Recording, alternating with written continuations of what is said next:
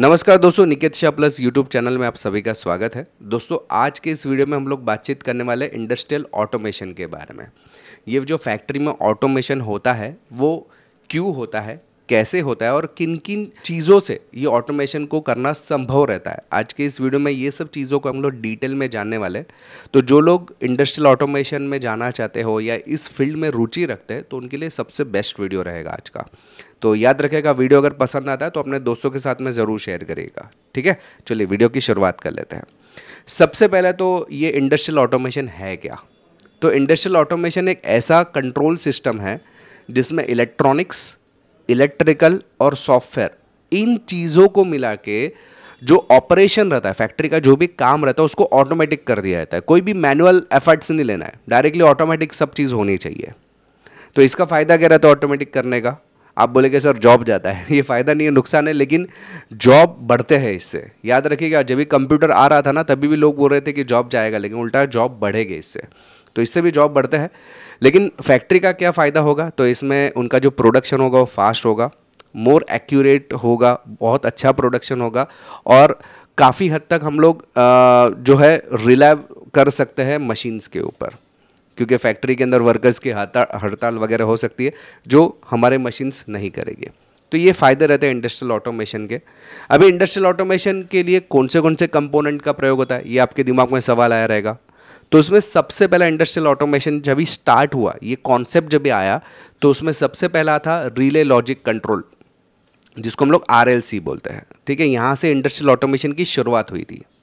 अभी RLC की बात करो तो इसके अंदर टाइमर्स रहते हैं, जैसे कि आप देख सकते हैं टाइमर्स है कुछ, ये सब टाइमर्स है, ये कॉन्टेक्टर्स है, ये रिलेज है। इसके अलावा कुछ सेंसर्स रहते हैं इसके अंदर जो कि ट्रिगरिंग करते हैं, मोटर को कंट्रोल करते हैं। तो ये सब चीज़ें रहती है, लेकिन इसमें एक दिक्कत है, ये जो पैनल रहता है ना बहुत बड़े रहता है और इसके अंदर जो वायरिंग रहती है ना वो काफ़ी कॉम्प्लेक्स रहती है। हाँ, एक फ़ायदा रहता है कि इसमें कोई भी प्रकार की प्रोग्रामिंग की आपको ज़रूरत नहीं पड़ेगी, लेकिन इसका जो वायरिंग हालत टाइट हो सकती है। इसका जो पैनल की साइज़ बड़ा हो सकता है, थोड़ा सा कॉम्प्लेक्स हो सकता है, डिपेंड जैसा आपका।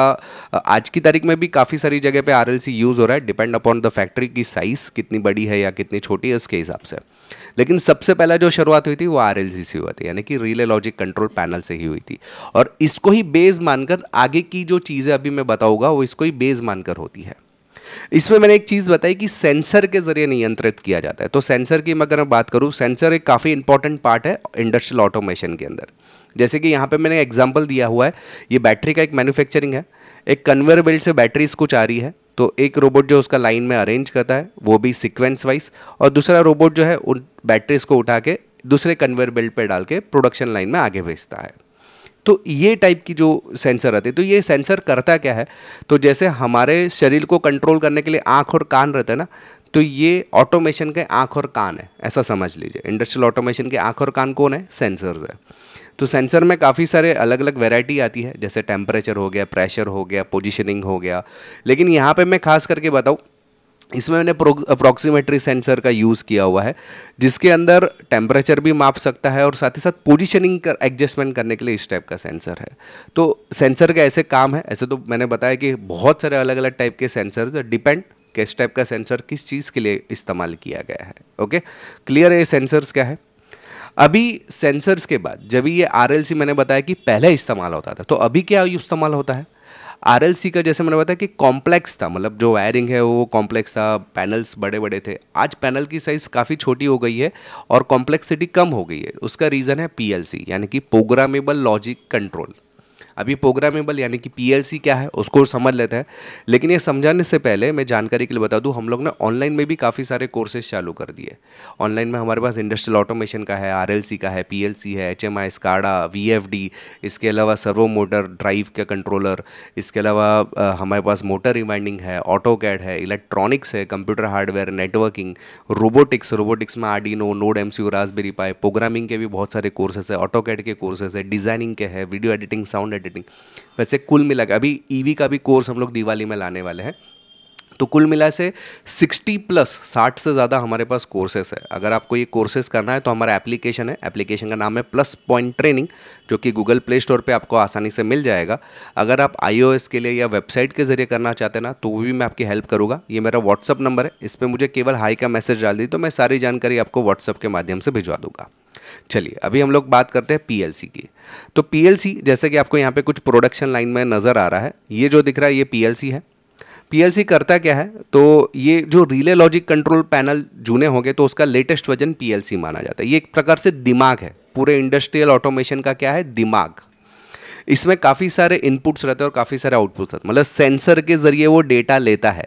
सेंसर जैसे ही यहाँ पे कोई बॉटल आया तो सेंसर से वो इन्फॉर्मेशन जाएगी पीएलसी के पास। पीएलसी उस बॉटल के आधार पे कन्वेयर बेल्ट को मतलब मोटर को बोलेगा कि भाई तो आगे बढ़, वीएफडी के ज़रिए मोटर चलेगी और आगे बढ़ेगा। फिर ये दूसरा सेंसर उसके नीचे आया पोजीशन पे तो उसका फिलिंग करेगा, फिर आगे चल के उसका पैकिंग करेगा। ये सारा जो प्रोसेस है, अगर मैं आरएलसी पे करता था तो बहुत बड़ा पैनल बन जाता। तो ये पीएलसी से काफ़ी एक ही छोटे से पैनल में ये सारे काम हो सकते हैं। तो ये पीएलसी का मेन काम प्रोग्रामिंग के ज़रिए होता है, लेकिन ये जो प्रोसेस मैंने बताया वो उसी प्रोसेस से काम होता है। ठीक है, ये है पीएलसी। पीएलसी के बाद आता है एचएमआई, जो कि पीएलसी के साथ में ही काम करता है, पीएलसी के साथ में अटैच रहता है। लेकिन इसका जो मेन इंटेंशन रहता है, मतलब ये समझो ये पीएलसी है जिससे हम लोग मशीन को कंट्रोल कर रहे हैं, लेकिन अभी मशीन को मुझे बंद या चालू मैन्युअली करना है, तो हर बार तो मैं प्रोग्राम नहीं करते बैठूंगा, तो मेरे पास एक एचएमआई रहता है। एचएमआई करता क्या है, ये एचएमआई का मतलब होता है ह्यूमन मशीन इंटरफेस। ये यहाँ पे टच स्क्रीन रहता है, तो हम लोग यहाँ से बटन ऑपरेट करके मशीन को बंद या चालू कर सकते हैं। मतलब हर बार मुझे प्रोग्राम लिखने की जरूरत नहीं, मैंने यहाँ पे कमांड दे दिया, एक बंदा रहेगा समझो वर्कर है, वही यहाँ से इस प्रोडक्शन लाइन को चालू करे बंद करे, या उसको वार्निंग मैसेज आए इसके ऊपर। तो एचएमआई से ज़रिए पीएलसी के साथ में कम्युनिकेशन करके चीज़ों को कंट्रोल कर सकता हूँ। तो ये है एचएमआई। समझ में एचएमआई क्या है, पीएलसी के साथ में ही रहता है, लेकिन मैं पीएलसी को अगर कुछ बताना चाहता हूँ तो एचएमआई के ज़रिए बता दूंगा खाली क्लिक करके। वीएफडी क्या है, तो जैसे कि अभी मैं एक मोटर को बंद या चालू करना चाहता हूँ, ठीक है, तो मैंने पीएलसी को बताया मोटर को चालू कर, लेकिन पीएलसी ये सिग्नल किसको भेजेगा, वीएफडी को भेजेगा। और ये वीएफडी क्या करेगा, ये पीएलसी जो भेजेगा बहुत ही छोटा सा सिग्नल भेजेगा, लेकिन मोटर को चलने के लिए चाहिए 3 फेज, तो डायरेक्ट पीएलसी से कंट्रोल नहीं किया जा सकता, तो वीएफडी लगाया जाता है, जो कि 3 फेज का सप्लाई लेके ये मोटर को चलाने चालू या बंद करने का या उसकी स्पीड को नियंत्रित करने का काम जो है पीएलसी के लॉजिक के आधार पे करता है। पीएलसी जैसा बताया कि स्पीड बढ़ा तो बढ़ाएगा, स्पीड कम तो कम करेगा, और उसको कंट्रोल हमको एचएमआई से भी कर सकते हैं। एचएमआई से बोलेगी स्पीड कम कर, मतलब मैनुअली मैंने बोला स्पीड कम कर, ये इन्फॉर्मेशन जाएगा पीएलसी के पास, पीएलसी भेजेगा वीएफडी को, वीएफडी भेजेगा मोटर को। समझ में आया वीएफडी क्या काम करता है, इसके भी अलग से कोर्स है पूरा, इसका वीएफडी को भी कोडिंग करना पड़ता है, उसका अलग से कोर्स है पूरा हमारे पास। ठीक है, इसके बाद आता है स्काडा, जो कि एचएमआई का बड़ा भाई है। अभी स्काडा क्या है ना, अभी प्रोडक्शन लाइन में जैसे मैंने बताया एचएमआई क्या करता है, तो एक यूनिट को, अभी समझो यहाँ पे अगर आप देख सकते हैं एक यहाँ पे एक रोबोटिक आर्म है जो कि बॉक्स को उठाता है और आगे भेजता है पैकिंग करने के लिए, ठीक है, लेकिन मैं चाहता हूँ कि इसकी स्पीड को कम करे, तो मैं एचएमआई से करूँगा। फिर यहाँ पे अलग काम हो रहा है, यहाँ पे कुछ अलग काम हो रहा है, तो ऐसे फैक्ट्री में बहुत सारे अलग अलग काम होते हैं ना, ये सारा काम का डेटा, रियल टाइम डेटा मुझे एक स्क्रीन पे देखना है। मैं मेरी ऑफिस में बैठा हूँ, मुझे एक स्क्रीन पे देखना है या कंट्रोल करना है, तो उस कंट्रोल वाली स्कीम को हम बोलते हैं स्काडा, यानी supervision control data acquisition, SCADA. ठीक है, तो ये एंटायर प्लांट का जो भी कंट्रोल यूनिट बोल सकते हैं, मैं यहाँ से इस प्रोडक्शन को बंद कर सकता हूँ, इसको मैं चालू रख सकता हूँ। मैं बोलूँगा यहाँ पे कितना हीट हुआ बता, तो यहाँ पे हीट कितना हो रहा है वो बताएगा, कितना काम हुआ वो बता, तो यहाँ पे मुझे बताएगा। मैं यहाँ से उसका डेटा, जूने डेटा भी निकाल सकता हूँ, सेव भी कर सकता हूँ डेटा, पूरे मशीन का प्रोसेस भी यहाँ पे चेक कर सकता हूँ, पूरा मैन्युफैक्चरिंग डिटेल्स यहाँ से निकाल सकता हूँ। तो ये है स्काडा। समझ में आया? स्काडा का भी ऊपर का एक बड़ा भाई है, स्काडा का ऊपर एक बड़ा भाई है जिसका नाम है डीसीएस, यानी डिस्ट्रीब्यूटेड कंट्रोल सिस्टम। स्काडा जैसे मैंने बताया यहाँ पे आप छोटे छोटे पार्ट में उसको डिवाइड किया जाता है, लेकिन जहाँ पे कंटिन्यूस प्रोसेस चल रहा है, कंटिन्यूस बहुत बड़ा प्रोसेसिंग है और कंटिन्यूस बहुत सारे पीएलसीज लगे हुए, बहुत सारी स्काडा सिस्टम्स वगैरह, बहुत सारी सेंसर्स लगे हुए, बहुत सारा एचएमआईज लगे हुए, तो वहाँ पे आप डीसीएस का प्रयोग करेंगे, डिस्ट्रीब्यूटेड कंट्रोल सिस्टम। तो ये डीसीएस जो है ना, डिस्ट्रीब्यूशन कंट्रोल सिस्टम, ये स्काडा के जैसा ही है लेकिन स्काडा से बड़ा है। क्यों?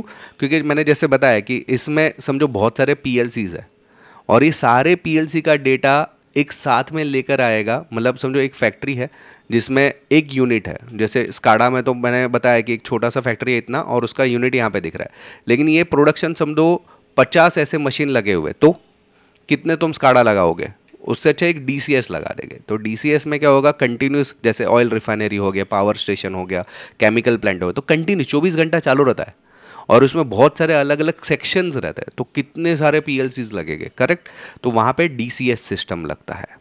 डीसीएस स्काडा के जैसा ही रहता है, सेम वर्किंग रहता है, खाली इसमें बहुत सारे चीज़ों को लेकर प्रोसेस किया जाता है। बहुत सारे मतलब बहुत बड़े लेवल पे रहेगा तो डीसीएस यूज़ करते हैं, छोटे लेवल पे हम लोग स्काडा यूज़ करते हैं, सिंपल। तो इस तरीके से हम लोग अलग अलग प्रकार के डिस्ट्रीब्यूशन कर सकते हैं। तो अभी ये सारी चीज़ें जो मैंने बताई, पीएलसी, वीएफडी, डीसीएस हो गया, स्काडा हो गया, एचएमआई हो गया, कैसे काम करते हैं सारा एक साथ में, तो होता बहुत ही सिंपल है। जो सेंसर रहता है वो पहले डेटा लेता है, सेंसर जो भी प्रोडक्शन का डेटा लेता है वो पीएलसी को भेजता है, पीएलसी उसके ज़रिए जो मोटर्स को कंट्रोल करना है तो वीएफडी को सिग्नल भेजेगा, वीएफडी के ज़रिए मोटर कंट्रोल होगा। हम लोग ये पीएलसी को कंट्रोल अगर चेंज करना चाहते हैं तो मैं एचएमआई के ज़रिए कंट्रोल चेंज करूँगा, एचएमआई के ज़रिए उसको बताऊँगा, या एचएमआई के ज़रिए मुझे दिखाई देगा कि कितना अभी टैंक भरा है क्या नहीं। ये सिग्नल जाएगा स्काडा के पास, स्काडा में पूरे फैक्ट्री का मुझे डेटा दिखाई देगा। यही फैक्ट्री अगर 10 गुना बड़ा है तो मुझे डीसीएस सिस्टम के ज़रिए दिखाएगा। इसका सबका बेस कौन है? सबका बेस रहेगा आरएलसी। अगर आपको आरएलसी आ गया ना तो ये सब चीज़ें आसान रहेगी आपके लिए। इसलिए अगर आपको ये इंडस्ट्रियल ऑटोमेशन सीखना है ना, इसकी शुरुआत आरएलसी से ही करनी पड़ेगी, रिले लॉजिक कंट्रोल से ही करनी पड़ेगी, तभी जाके आप पीएलसी और स्काडा एचएमआई में मास्टर बन सकते हैं। ठीक है, तो दोस्तों आई होप कि ये चीज़ें आपको क्लियर है। अगर आपको ऑनलाइन कोर्सेज करना है industrial automation, RLC, PLC, HMI, SCADA का, या बाकी और भी बहुत सारे कोर्सेज 60+ कोर्सेज हैं, तो हमारा एप्लीकेशन का नाम है प्लस पॉइंट ट्रेनिंग। अगर आप iOS या वेबसाइट के लिए जरिए करना चाहते हो तो ये मेरा व्हाट्सअप नंबर है, मुझे हाई का मैसेज डालिए तो मैं सारी जानकारी आपको व्हाट्सअप के माध्यम से भिजवा दूंगा। तो आपको दोस्तों ये वीडियो आपको पसंद आया रहेगा, याद रखिए पसंद आया तो अपने दोस्तों के साथ में ज़रूर शेयर करिए। अगर आप नए हैं चैनल के ऊपर तो प्लीज़ सब्सक्राइब का बटन दबा के बेल का आइकॉन दबा दीजिए, ताकि मेरे जो भी नए वीडियोज़ आएगा उसका नोटिफिकेशन आपको जल्द से जल्द मिल जाए। चलिए इस वीडियो में इतना ही, थैंक्स फॉर लिसनिंग।